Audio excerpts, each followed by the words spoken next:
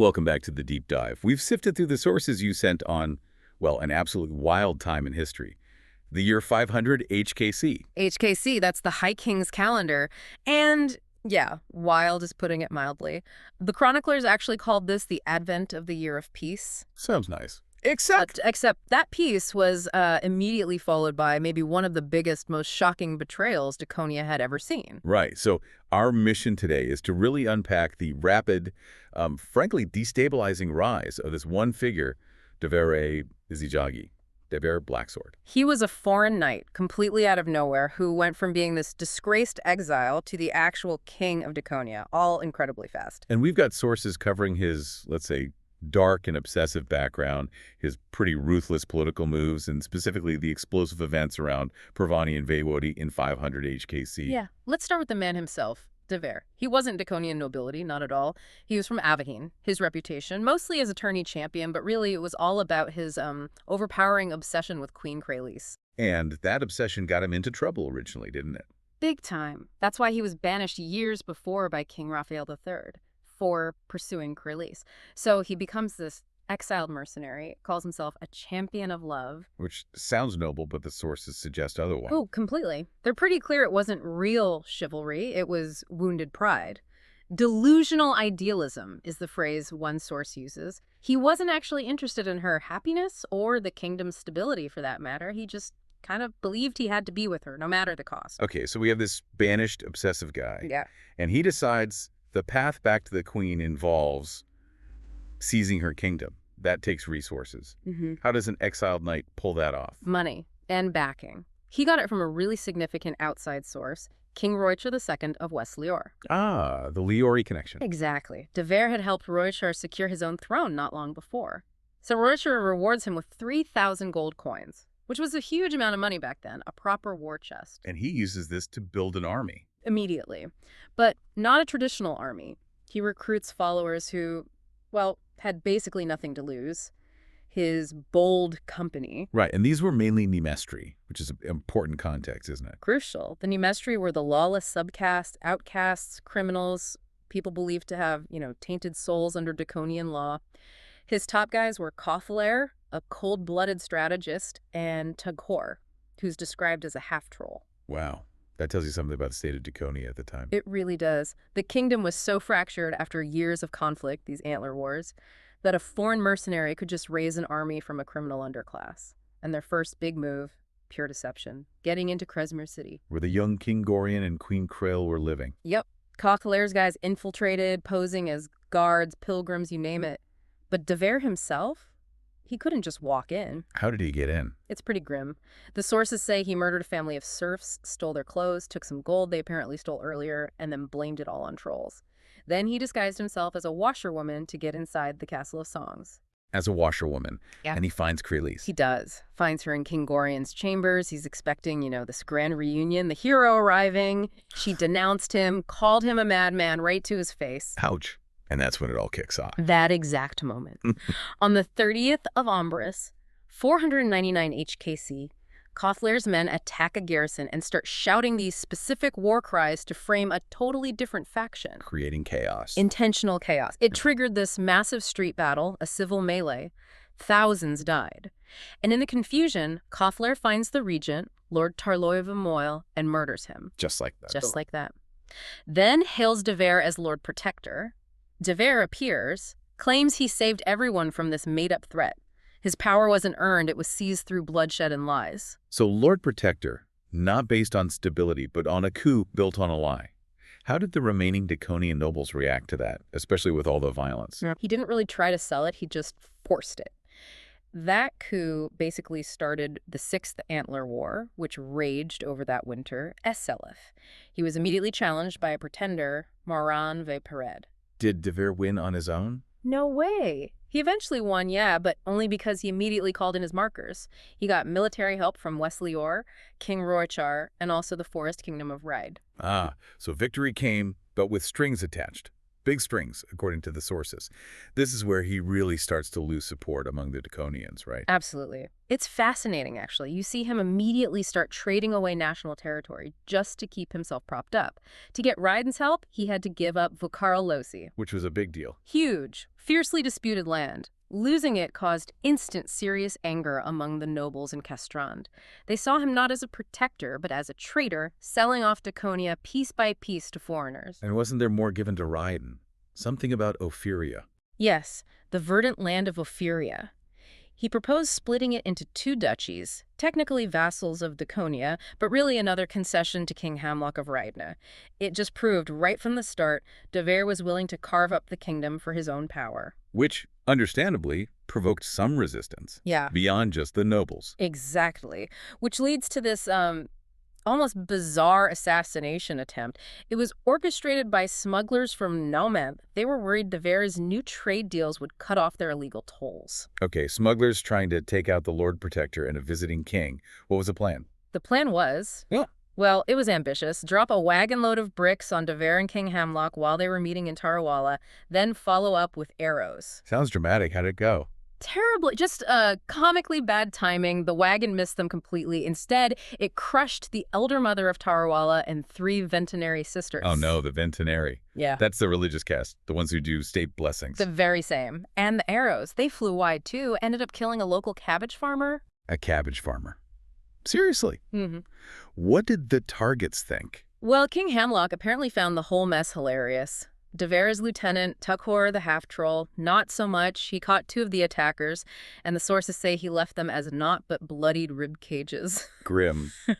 But that whole failed plot, it does kind of underline the chaos of his rule, doesn't it? And something about atonement. Yeah, it's morbid, but it shows the instability. And you mentioned the Ventinary, the matriarch Dries, later on actually uses de Vere's violence, his alleged atonement from Nesva's shadow, to justify his coronation. Nesva.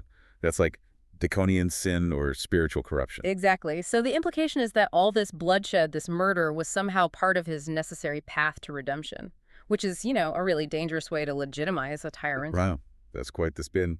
And the irony for the smugglers who started it all.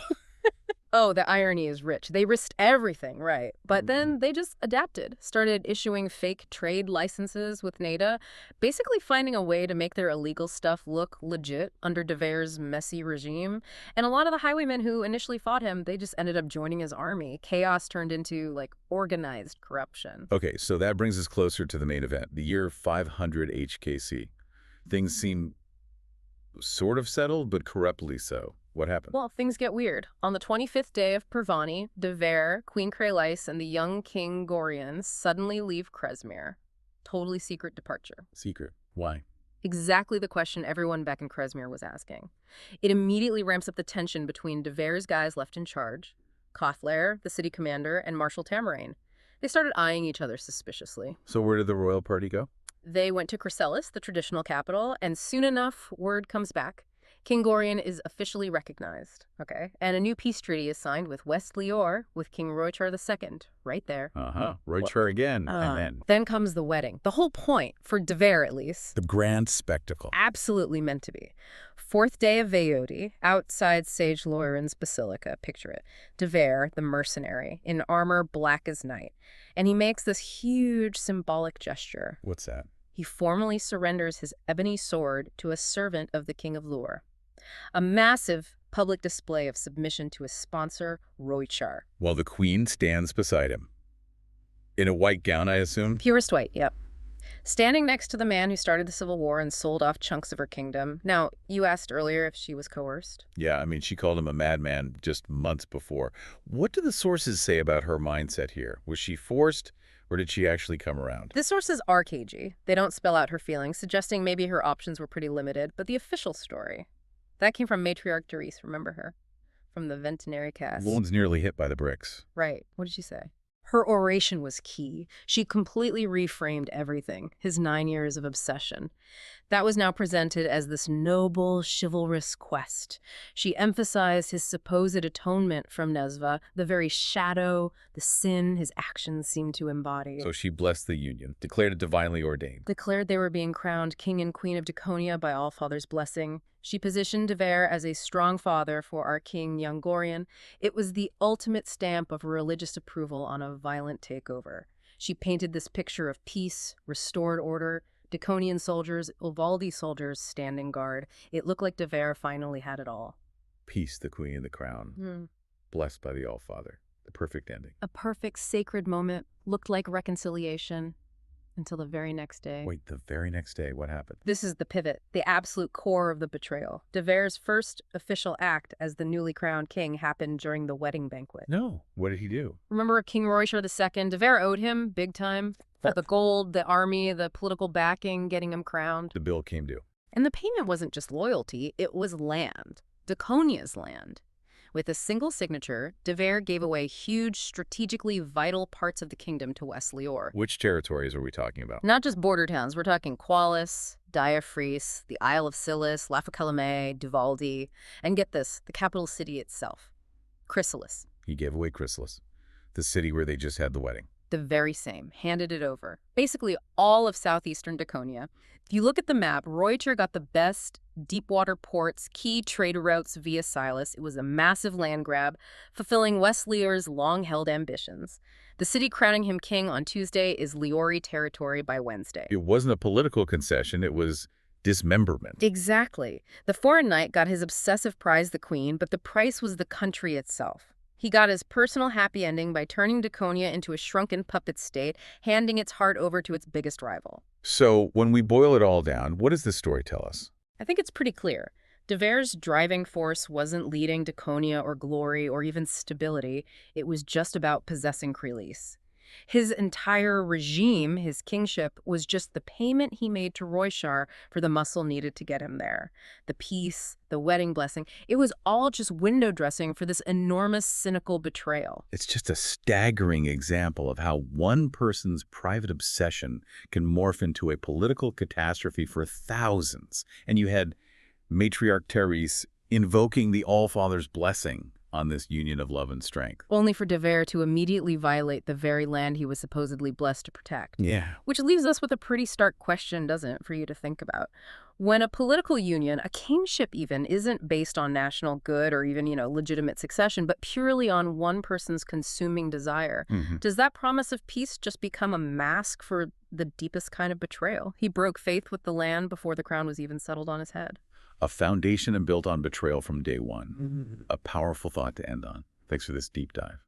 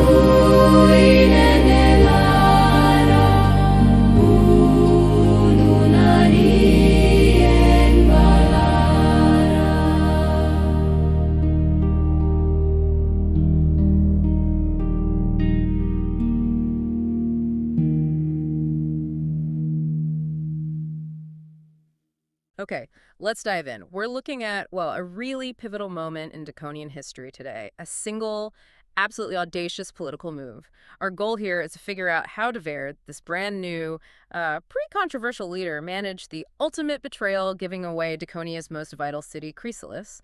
And yet somehow he spins this disaster into, believe it or not, a huge win for himself with the people. How did he pull that off? It's really a masterclass in political judo, isn't it? Turning this massive liability into, well, into part of his brand. To really get it, though, we need to set the scene. We're in 500 HKC. The Six Antler War has just ended, leaving things pretty unstable. And de Vere himself, he's an outsider, foreign-born from Aberdeen. A disgraced knight, actually, calls himself a champion of love. Oddly enough, he only just grabbed power 6 months before this. Around the 30th of Ombres, 499 HKC. It was a bloody coup, mind you. His power base is shaky, relying on these Nemestri outcasts. Think mercenaries, foreign fighters. He's ruling as regent for the boy king, Gorion. So his grip on power is brand new, violent, and frankly, fragile. Okay.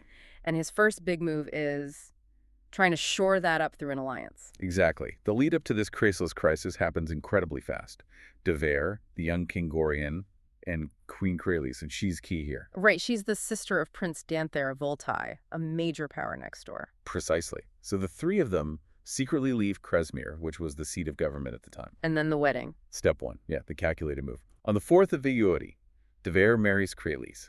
That gives him a connection, however thin, to a legitimate royal family abroad. Sort of a shield. Okay, makes sense. A bit of legitimacy, but that wasn't the main event. Not at all. That was just the setup. The real bombshell drops the very next day. Wow, no time wasted.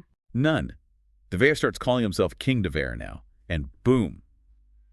He officially cedes Chrysalis. We're talking a huge city, maybe 58,000 people. One of the 20 grandest cities in the known world, really.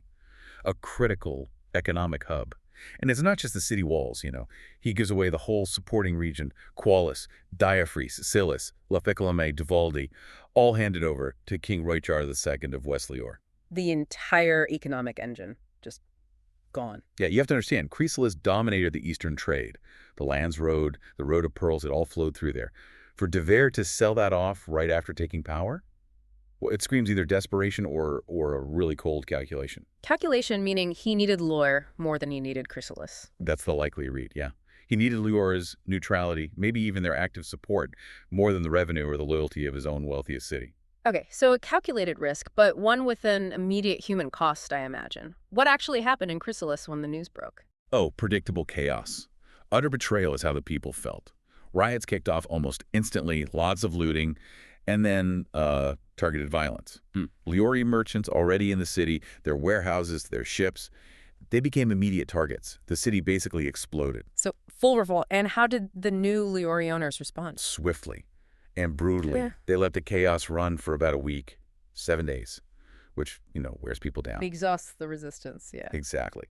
Then Richard II sent in his professionals, the Ilivaldi mercenaries. Yeah, the shock troops. They didn't negotiate. They just struck.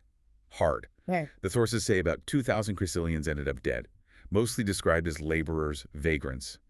Basically, the people out in the streets doing the rioting. It was a very efficient crushing of resistance. Oof. Okay, so that establishes the new reality pretty starkly. It also shows how badly de Vere wanted this deal if he was willing to let that happen to his own people. It does. But here's where it gets interesting, the pivot. How did Lior handle the ones who really mattered economically, the wealthy elite? Right, the people with the money and influence, the guilds, the Amatiniari caste. Exactly. The merchants, the bankers, the property owners, they were the engine. Now, the mayor, he resigned in protest, made a stand. But the Amatiniari, they hesitated. They weren't exactly rushing to join the street riot. They're not. Pride, loyalty to Draconia. Pragmatism, mostly. Their entire livelihood depended on that trade route, the Lands Road. Joining a bloody, likely doomed revolt wasn't good for business. And Lior, well, they understood this perfectly. They didn't try to fight the Amatiniari, they bought them. Bought them? How? The city's just been sold out from under them. With cold, hard cash, or the equivalent. King Roichar II offered them absolutely massive concessions. Things de Vere never could or never would. Get this, 12 full years of tax exemption. 12 years. Imagine the wealth that unlocks for them immediately. Plus, huge infrastructure projects just for them. A brand new lighthouse on Silis Island to help their ships. And maybe the biggest prize, a massive new state-of-the-art pier and warehouse complex.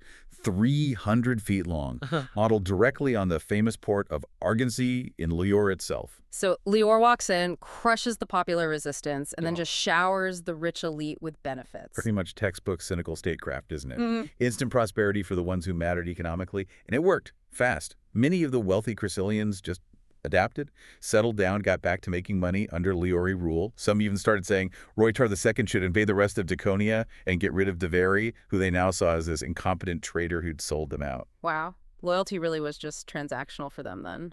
Okay, so while Chrysalis is getting its shiny new peer, what's happening back in Cressmere? The political crisis must be hitting boiling point. Oh, absolutely. You've got the remaining leaders of the opposition, the old guard, followers of the previous regent, Tarloir. We're talking Marshal Temri Ve Carador, the military guy, Chancellor Valiant Ve Aramis, the political operator, and Royal Treasurer Khmer Villafai. The money man. He must have been panicking. Completely. Khmer laid out the stakes immediately. Chrysalis, in a good year, brought in maybe a fifth of the entire kingdom's revenue.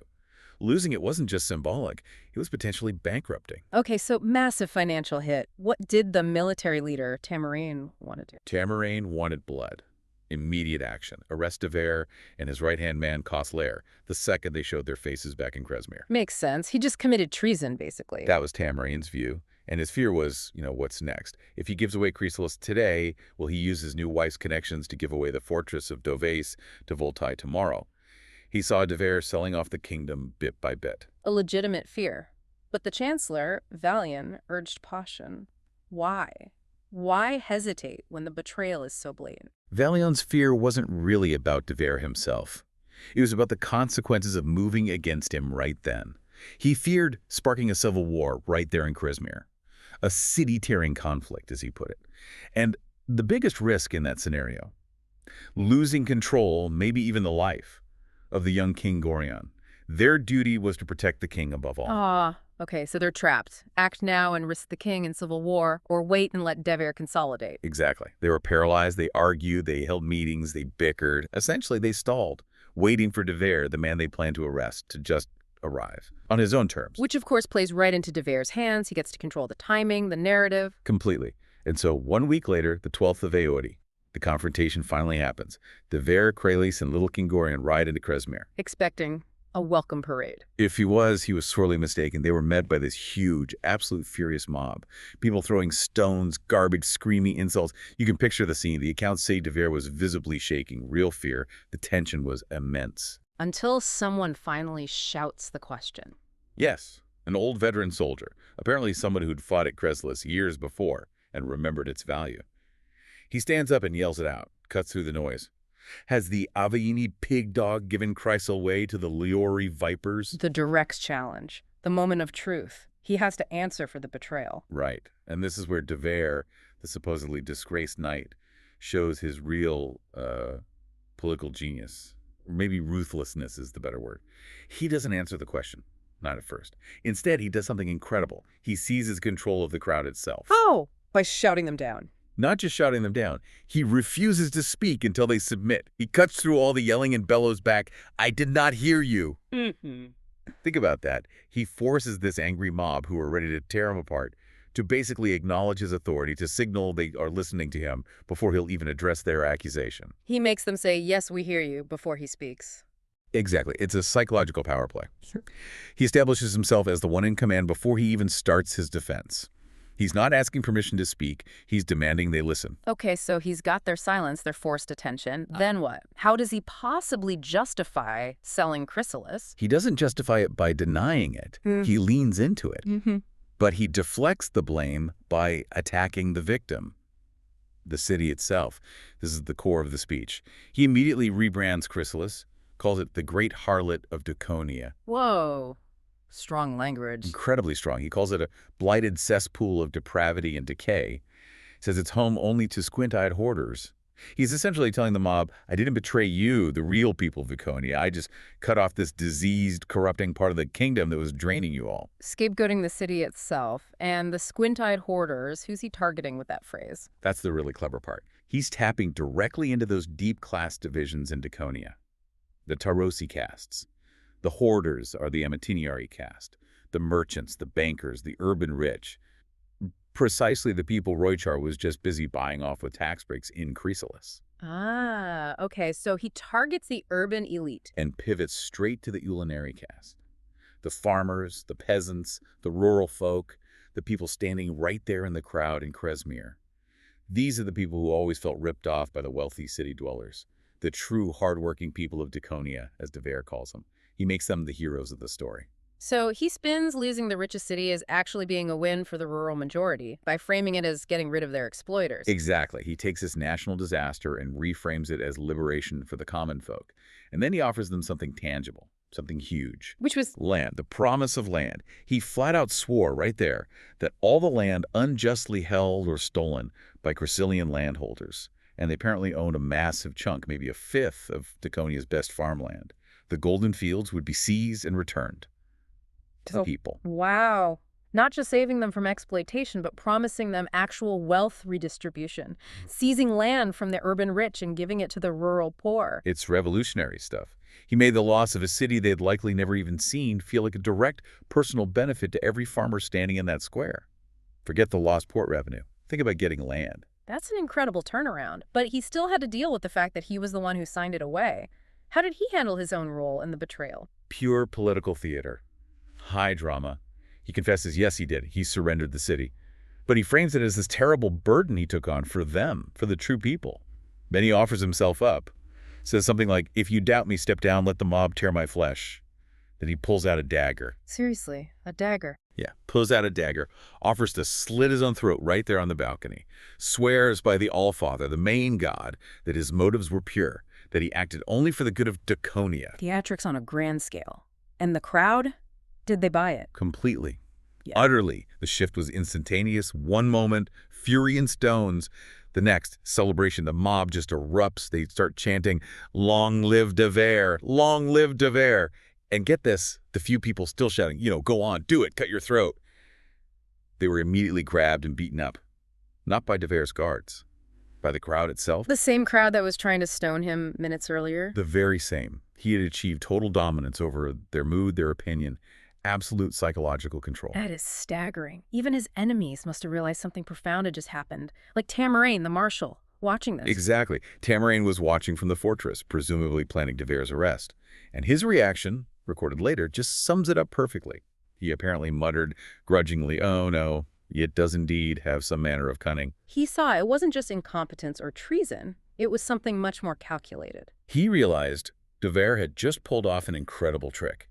He traded an asset, Chrysalis, which was probably expensive and difficult for him to hold anyway, given the elite's likely opposition. He traded that for Lior's neutrality, maybe support, which he desperately needed. And even more importantly, he'd secured overwhelming popular support internally by weaponizing those deep-class resentments. He found a scapegoat and promised the moon to the masses. So summing up this deep dive then, this disgraced foreign knight cements his power not just with mercenaries, but by turning a massive national loss into a populist victory.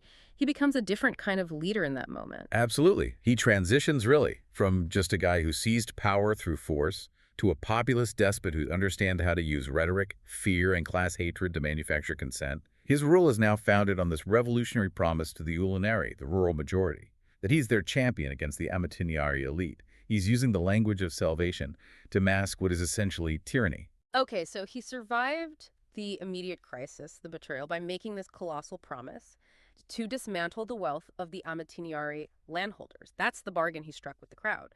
Which leaves us with the big question going forward, doesn't it? What happens next? What kind of chaos, what kind of political or even military instability erupts when Davieri actually tries to deliver on that promise, when he starts trying to seize 1/5 of the kingdom's farmland? Because that puts him on a direct collision course with every powerful Daconian family left. That's surely the next storm on the horizon.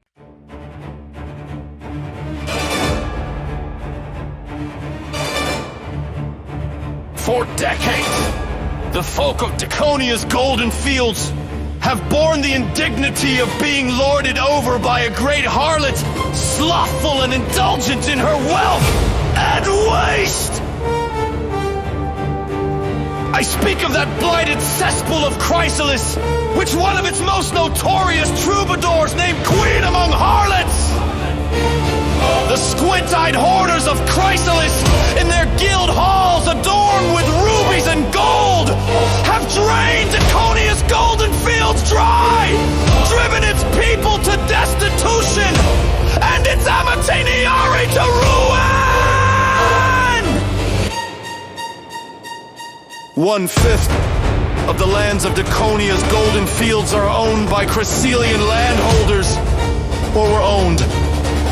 For now that I have told them to depart, I shall not allow another hard-earned coin of Daconian gold to leave these golden fields, which belong to you, the true hard-working people of Daconia.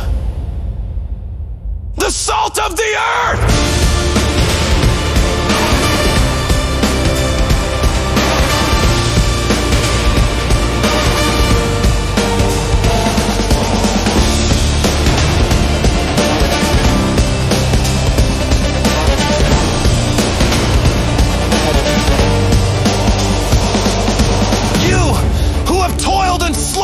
For that wretched city of depravity and decay, a home only to thieves and harlots, clad in silk and jewels, bought with your blood, sweat, and tears!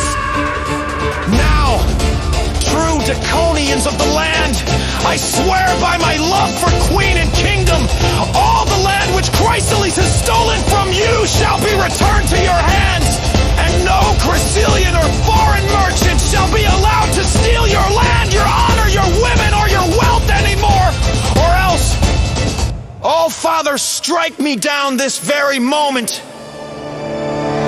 So yes, I confess to you, people of Krylis, I have parted with Chrysalis, and in this, my beloved wife and queen, and my adopted son had no knowledge.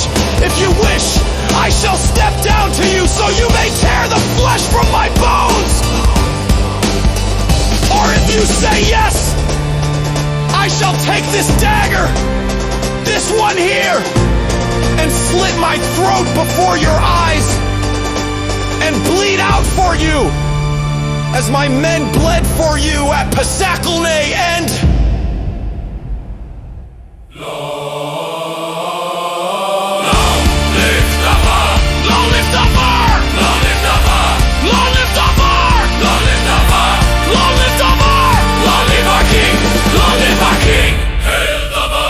Hail the Var!